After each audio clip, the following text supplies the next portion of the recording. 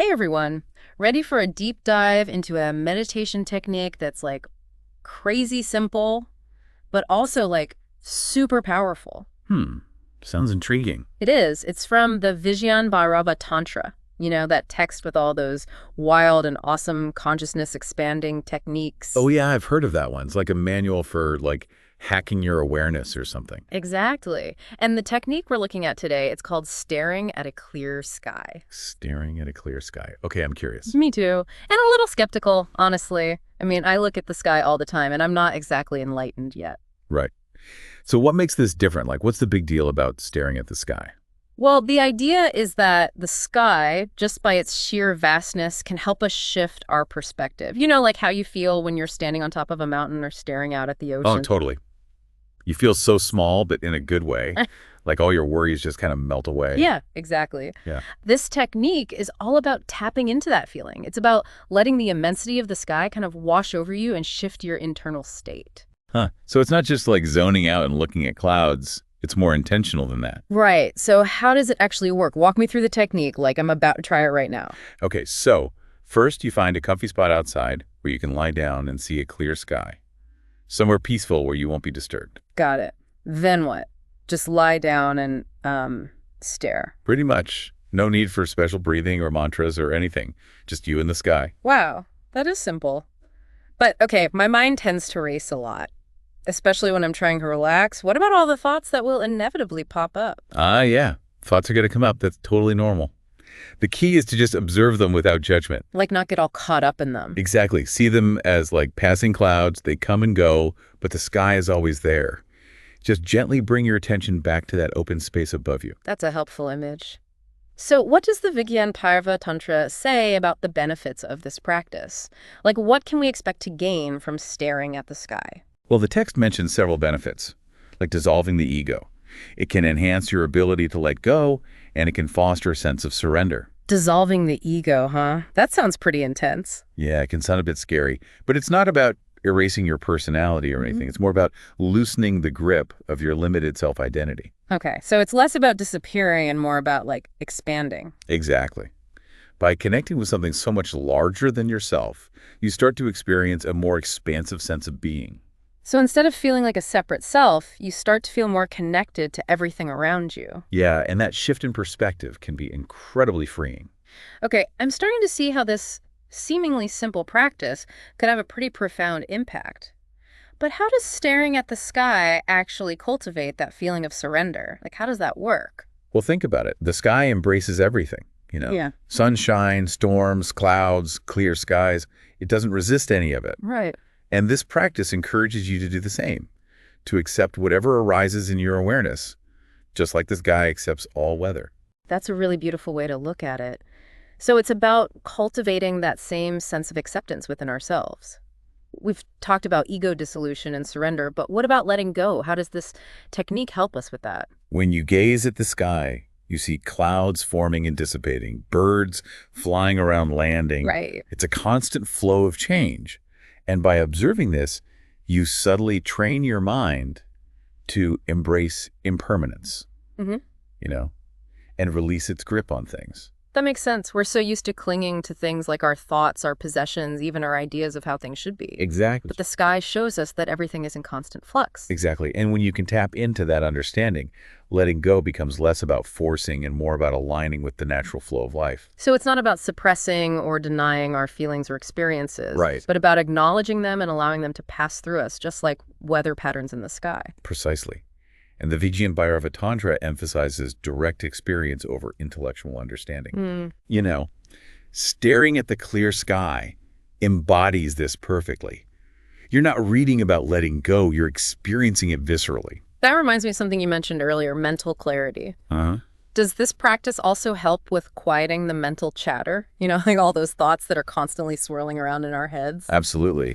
When you fix your attention on the vastness of the sky, you're essentially giving your mind a focal point. Okay. Instead of jumping from thought to thought, your awareness has a place to rest. So it's like the sky absorbs all the mental noise and creates a sense of spaciousness and stillness within. Yes, exactly. It's like hitting the reset button on your mind. Mm-hmm. And in that stillness, clarity emerges. That's a feeling I think we could all use a bit more of these days. It's so easy to get overwhelmed with everything going on in our lives. It is. Yeah. And this practice offers a simple yet profound way to create that mental and emotional space. Yeah. It reminds you that you are not your thoughts.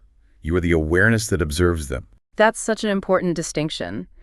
It's empowering to realize that we have the ability to choose how we relate to our thoughts. So we've covered a lot of ground here, but I have to admit, I still have some skepticism. The idea of just staring at the sky for an extended period of time still seems a little, well, uneventful. Right. What if someone finds their mind wandering too much? How do you stay focused on the sky? It's natural for the mind to wander. The key is to be patient with yourself. Don't get discouraged when it happens. Simply acknowledge the thought and gently redirect your attention back to the sky. You might find it helpful to choose a specific point to focus on, like a cloud or a star. Oh, okay. So it's like a gentle training of the mind, like strengthening a muscle. Exactly. Yeah. And with practice, you'll find that your ability to focus and sustain your attention improves. You might even start to notice subtle shifts in your perception. Like what kind of shifts? For some, it might be a deeper appreciation for the beauty and simplicity of the sky. For others, it might be a sense of interconnectedness with everything around them. The first time I tried this, I was struck by how quickly my mind settled. It was like the sky absorbed all the mental chatter, and I felt this profound sense of peace just wash over me. Wow, that sounds incredible. For something so readily available, we often take the sky for granted. We do. But this practice invites us to see it with fresh eyes, to appreciate its vastness and its stillness. So it's not just about changing our internal state, Right. but also about deepening our relationship with the natural world. You got it.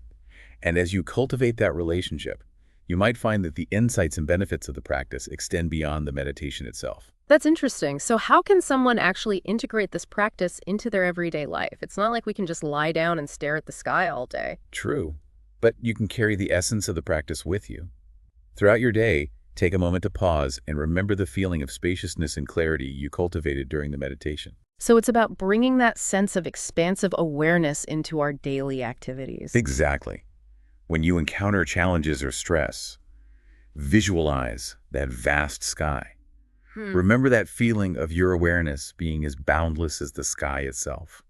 So even when we're surrounded by chaos, we can access that inner sense of calm and perspective. Precisely. It's like carrying a piece of the sky with you wherever you go. I love that image. It's so simple yet powerful. So it's not just about staring at the sky. Right. It's about embodying its qualities, its vastness, its stillness, its acceptance. You nailed it. And the more you practice, the more you'll find that those qualities start to permeate your being. You'll be less reactive to stress, more present in the moment, and more connected to the world around you. This has been incredibly eye-opening. I'm starting to see how something as simple as looking up at the sky can be a pathway to profound personal transformation. It really is amazing how we overlook the simplest things. Like they can have the biggest impact on our lives. I feel like what we've been talking about is that it's not about achieving some mystical state, Right. It's more about subtle shifts and how we see things, how we interact with the world. Yeah. And integrating that into daily life. Yeah. Like it's the difference between visiting a peaceful place on vacation and actually cultivating that peace within yourself. That's a good point. I'm starting to see how this can ripple outward into all areas of life. Like it's not just about peace during meditation. Right. It's about bringing that peace into our relationships, our work, how we deal with challenges. Exactly. Imagine approaching a difficult conversation with the same spaciousness you cultivate while gazing at the sky. Instead of reacting defensively, you might be able to hold different perspectives without feeling threatened. Right? Or imagine facing a stressful deadline with the same sense of acceptance that the sky offers the changing weather. It's not about ignoring the problem, but approaching it with a more balanced and grounded energy. Yeah, for sure. That shift in perspective can make a world of difference. We've talked about the benefits and the technique, but for someone who's totally new to this, how long should they practice staring at a clear sky? There's no right or wrong answer there. Start with what feels comfortable for you. Even 5 or 10 minutes can be beneficial. As you become more accustomed to the practice, you can gradually increase the duration. The key is consistency. Like any skill, the more you practice, the more natural it becomes. So find a rhythm that works for you. And this might be a silly question, but is there an ideal time of day to do this meditation? Not necessarily. Experiment and see what resonates with you. Some people find it helpful to practice first thing in the morning to set a peaceful tone for the day.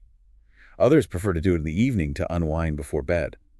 Personally, I find that even a few minutes of gazing at the sky during my lunch break can be incredibly refreshing. Yeah, like a mini vacation for the mind.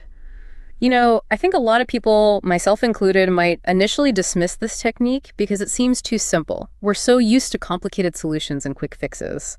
But sometimes the most profound shifts come from the simplest practices. I couldn't agree more. This technique reminds us that the wisdom we seek is often right in front of us, hidden in plain sight. We just need to cultivate the awareness to see it. Well said. This has been a rich and thought-provoking conversation.